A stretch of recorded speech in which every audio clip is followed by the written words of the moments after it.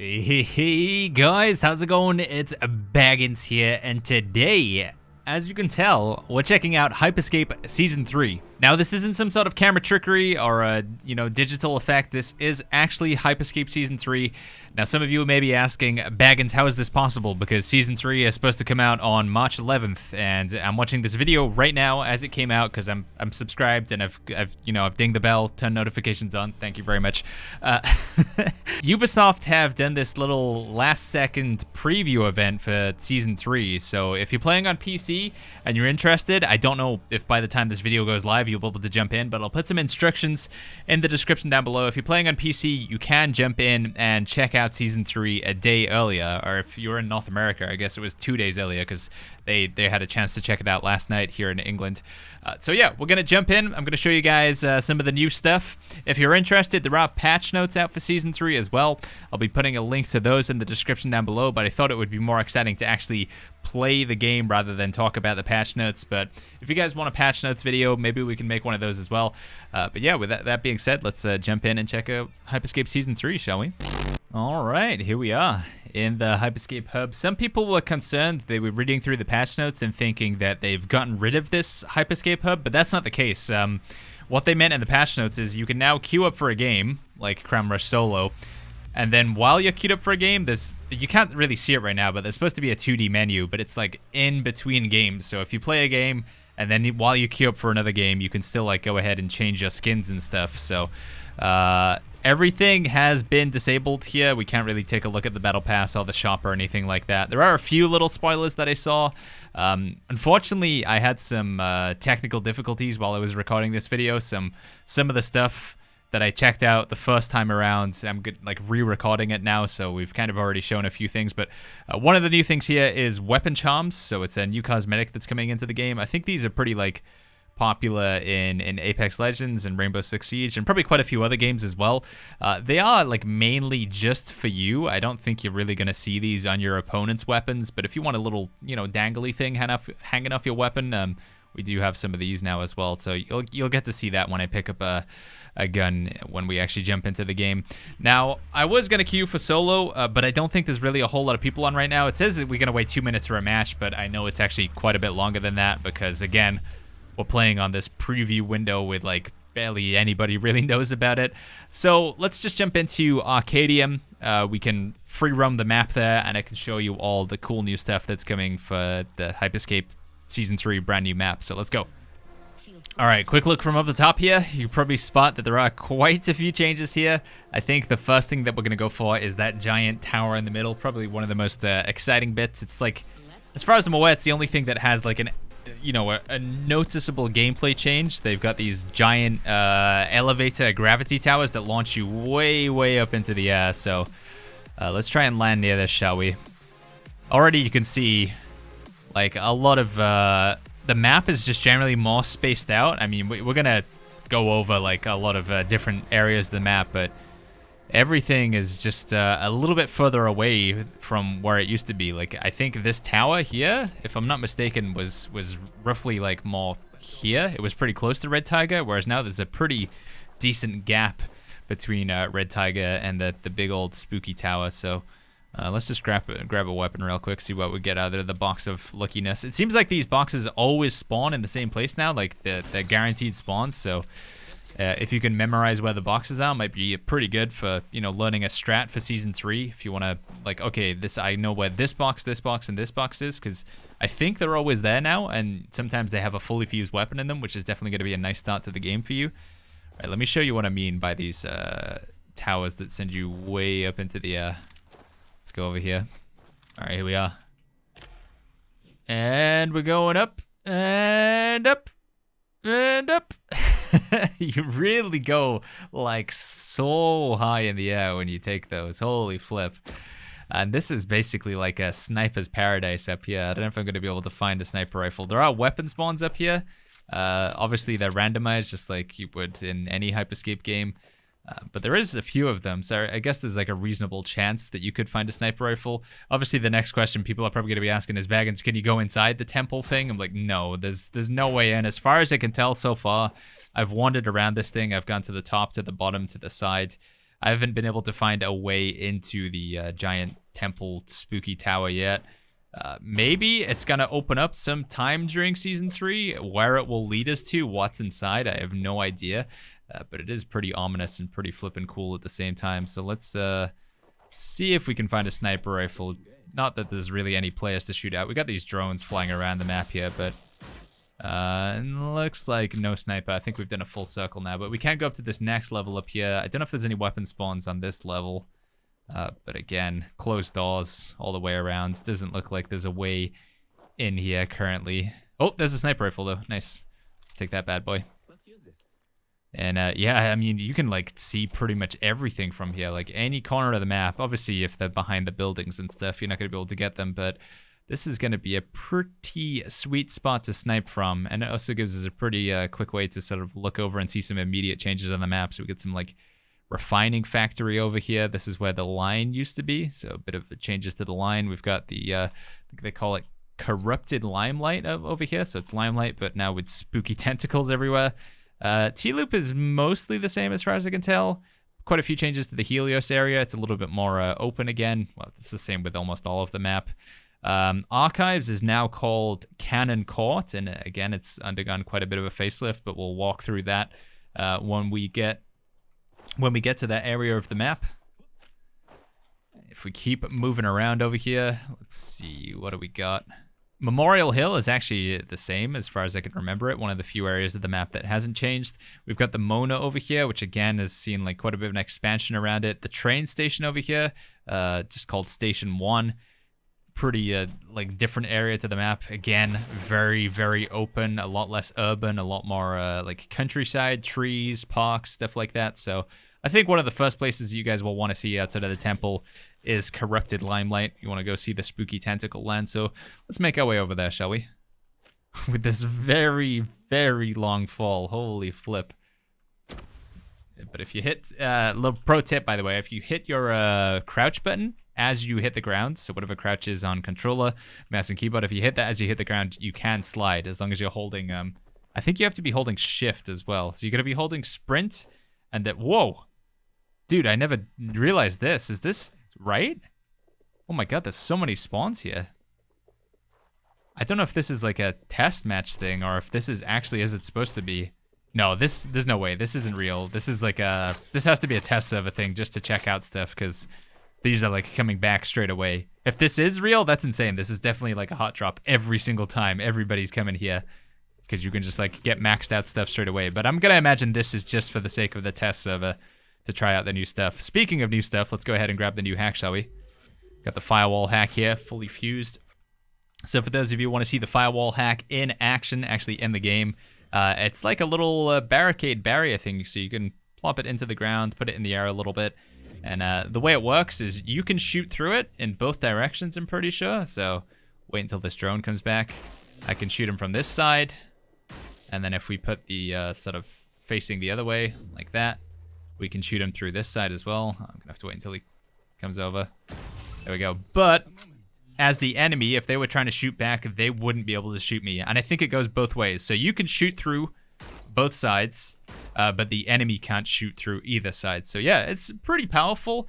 I think the only question is right now, the meta very much feels like you run like teleport and armor, or you take, where is it? Slam and armor? I can't even find slam. It's probably in here somewhere. What, is there actually no slam in here? Oh yeah, there it is. So yeah, some combination of like slam armor, teleport armor, or maybe teleport invisibility, or slam invisibility. Like basically this is what I feel like I'm taking almost every single game, and I feel like a lot of like higher level players are as well. Some people rocking the magnet like Nick because he's a mad lad, but generally you're going slam invisibility, teleport armor, some combination of those. So will this be good enough to like get rid of the invisibility or to get rid of the slam, to get rid of the armor? I guess time will tell. We'll have to see. I think the only problem with the firewall is there's a lot of ways that you can sort of just get around it. You know, you just go up and over and then shoot down at them, or you could use an explosive weapon like a Komodo. If I'm not mistaken, the shockwave probably destroys it as well. Let's see. Can we find a shockwave? Right there. Let's see. Well, I guess maybe it's because it's my own. It won't destroy it. But I'm pretty sure an enemy using the shockwave on the on the firewall will destroy it. So yeah, time will tell. And let me know what you guys are thinking about the firewall. Is it something you're going to be using every game? I expect it to be okay, but probably not one of the best hacks in the game currently. All right, let's keep exploring the map, shall we? Let's go towards the corrupted limelight. And actually, on that note, we should probably take double movement just so we can get over there a bit faster. Take that, drone. Oh, there's like a little something new over there. I didn't even see that before. Yeah, I've been around this map like, God, I don't know, quite a few times now. This might be my 5th or 6th time going around this map because I've had a look on a few sort of private preview events as well. And every time I find something new. So there is definitely a lot of changes to the map, and we're not going to be able to cover all of them in this one video. But we're just going to go over like the major landmark changes and take a look at some of those. Something that's also pretty nice while we're on the way over there, I noticed this makes a big difference when you're playing squads with some buddies. If your friend is inside the building and he's like, "Help, Billy, I'm being chased." I'm like, "Well, which floor are you on?" It's like, "I don't know, everything looks the same on the inside." Because let's be honest, it's one of the problems with Hyperscape. When you're inside a building, everything basically looks the same. Well, now you're going to have these little floor levels here. So you'll be able to quickly say like, "Oh, I'm chasing and I'm chasing up to floor 3. So I'm going to come out the floor 3 window." And then, you know, your teammates got you covered because you can see there's 1, 2, 3. So they know that you're on floor 3 because you called it out. Yeah, a nice little change. That's something that I didn't really think about, but the developers obviously noted, you know, like this is something that would help. And yeah, my experience is playing so far on the new map, this is a pretty nice feature. So maybe not the most exciting thing, numbers on the wall, but it actually does make a pretty big difference to the way the game is played. All right, let's keep going to Corrupted Limelight, shall we? Here we go. Spooky tentacles everywhere. Now, as far as I can tell, these don't like make a change in terms of like the gravity lift. Like there's nothing that you can do to interact with them other than just walk around on them. So it is more just like a visual, like a cosmetic aesthetic sort of thing. But obviously it's pretty unique, pretty cool area to fight in. Sort of duck, dodge, and dive behind the tentacles. But as far as I'm aware, you don't take any damage from standing in them. They don't like reach out to grab you and stuff. They have knocked over some buildings, which I think you can still get into. It's kind of a bit trippy to stand in a building that's on its side. I don't know if this is one of them that we can get into, though. It doesn't look like it is. But there are some buildings, I think, maybe over here. Oh, yeah, here we go. Here's one of them. So it's pretty weird when you stand in the building and everything's kind of slanted. Makes you feel a little bit ill, so like maybe a warning. You go in and everything's like, whoa. It's like not as it should be. Everything's on a bit of a tilt. Feels kind of strange moving around in it. I don't know if you'll get it from the video, but certainly when I'm doing it in like actual first person in the game, it does feel pretty weird moving around it when it's on its side. There's not really that many buildings that are like this, but yeah, it's just, I guess, like something that you wouldn't really experience in the Season 1 or Season 2 version of the map. Okay, I think the next like major landmark, I mean, the line is pretty different, but there's nothing like super crazy, you know, there's no noticeable thing like buildings on its side or gravity tower, so we're not going to go over there. Instead, we are going to go to Cannon Court. So we're going to go straight across the map and go over to Cannon Court here. Something you're probably noticing as we're moving across the map here, everything is kind of like a lot more open, and we're going to see that when we get to Cannon Court, like really exemplified. But it seems like what they've done with this 2.0 version of Neo Arcadia is just take the whole map and just sort of push everything further apart from each other. So weapons like the sniper rifle, the Ripper, the Riot are probably going to be pretty effective. They're going to be quite meta, would be my expectation in this new version of Hyperscape. Because of just, yeah, how like long sightlines are, how far you can see in every direction in most areas of the map. It's a lot less crowded, you know. Previously, for Neo Arcadia 1.0, everything is crammed up together. You really like feel like you're in a claustrophobic city. Whereas now, you know, you got these big open, like this university campus area that makes up Cannon Court now, and you can see from pretty far one side to the other. Maybe it's not as like extreme as I initially thought it was, but I definitely do feel like the map has opened up quite a bit more, and you'll see it like as we go into these more rural, more like country, less urban-y parts. I don't know what the exact word is. They have added like a lot of water to different areas of the map, but it is like ankle deep water, so there's no like swimming, and you don't have to worry about like drowning in the water or anything like that. But it's a nice little change, seeing some like I say, less urban, more like parks and trees and bushes and stuff. I would like to see like a whole area of the map that's sort of in this style. But this is probably like the most greenery we have for a particular area of the map down in the corner here in the Idyllis, I guess is how you would say that, in the Idyllis. We got the Chamberlain Relic over here as well. We'll go check that out real quick. Oh, is this the relic? I guess this is it. Still don't know what that. I think Dr. Jenna explained this to me once what this is, but I'm dumb and I forgot the explanation.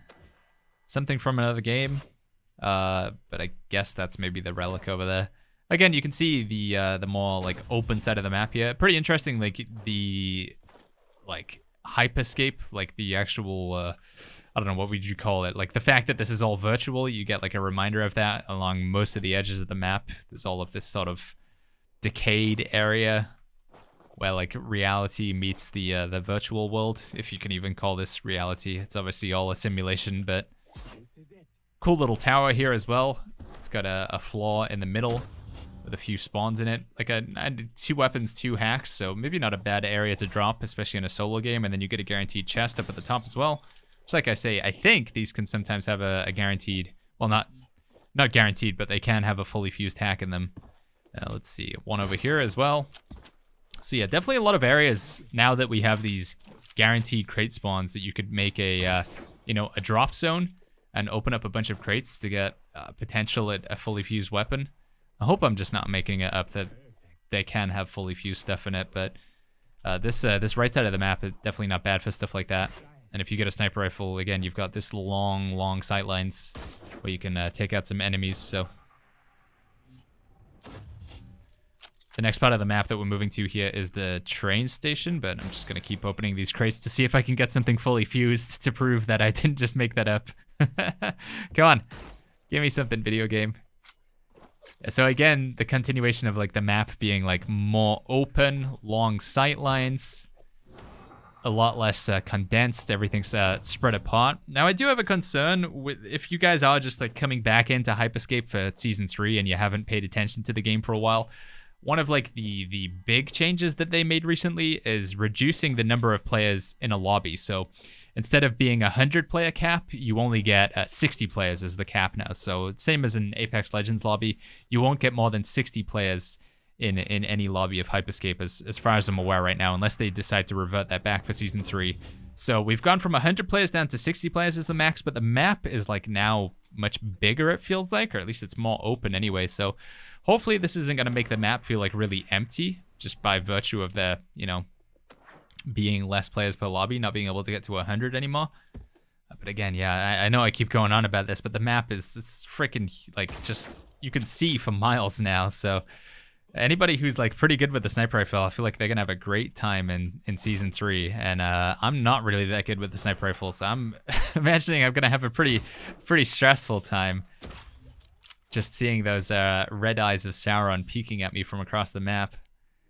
We're coming back around to Corrupted Limelight now, so we have kind of gone full circle. I know I have glossed over a lot of areas of the map. Maybe you wanted to go see what the line was like, the updated version, or T-loop and stuff. All I can say is if you are wanting to see more of Season 3, I will be checking out live tomorrow. As soon as the patch goes up, I'll be streaming it. So if you want to check out the stream, I'll be putting a link to that in the description down below.